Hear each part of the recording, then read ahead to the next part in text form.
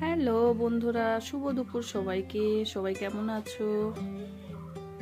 তো এই দেখো আমি আজকে কি বানাচ্ছি, মাছ। বাঙালিদের প্রিয় খাবার হচ্ছে মাছ। তো তোমাদের কার কার মাছ ভালো লাগে অবশ্যই আমাকে জানাবে।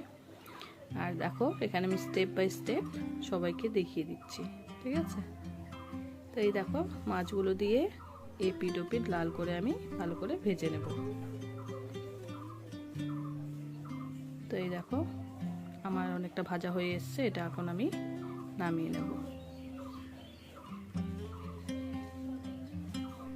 নামিয়ে নিয়ে সেই তেলে এই যে আগে থেকে কেটে রাখা আলুগুলো দিলাম, আর দিয়ে দিব ফুলকপি, কারণ আমি আজকে মাছের ঝোলটা আলু ও ফুলকপি দিয়েই বানাবো। তো আলু আর ফুলকপিগুলো একটু ভালো করে ভেজে নেব।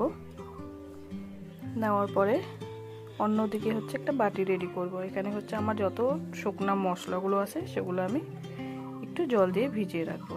তো এই যে দেখো নামিয়ে নিলাম ফুলকপিগুলো। সেই কড়াইয়ে দিয়ে দিলাম একটু তেল, দিলাম সাদা জিরে, আর দেব পেঁয়াজ কুচি। ঠিক আছে, এগুলোকে একটু লাল লাল করে ভেজে নেব। তো এদিকে দেখো মশলাগুলো আমার হয়ে গেছে, এটা একটু আমি জল দিয়ে ভিজিয়ে রাখবো। তো এই যে পেঁয়াজটা আমার লাল লাল হয়ে ভেজে হওয়া হয়ে গেছে। এবার দিয়ে দিলাম হচ্ছে পেস্ট করা মশলাগুলো। এখানে আছে হচ্ছে জিরে, কাঁচা লঙ্কা, টমেটো কুচি। ঠিক আছে, মশলাটা ভাজা হইলেই দিয়ে দিব হচ্ছে শুকনো মশলাগুলো, দিয়ে দিব স্বাদ মতো নুন, আর একটু ভালো করে নেড়ে চেড়ে তারপরেই দিয়ে দিব হচ্ছে আলু ফুলকপিগুলো। দেখো ভালো করে নাড়িয়ে নিয়ে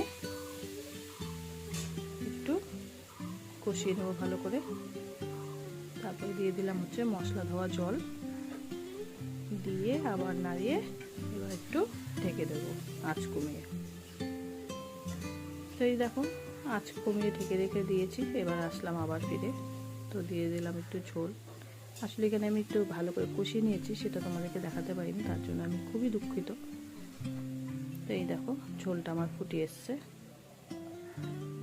এবার দিয়ে দেবো হচ্ছে ভাজা মাছগুলো, দিয়ে আর একটু নেড়ে চেড়ে ভালো করে ফুটিয়ে তারপরে হচ্ছে নামিয়ে নেব। তো এখানে ধনেপাতা দিলে আর একটু ভালো লাগতো, যেহেতু আমার কাছে ছিল না তাই দিতে পারিনি। তো তোমরাই বলো কেমন হয়েছে। সবাই ভালো থাকবে, টাটা।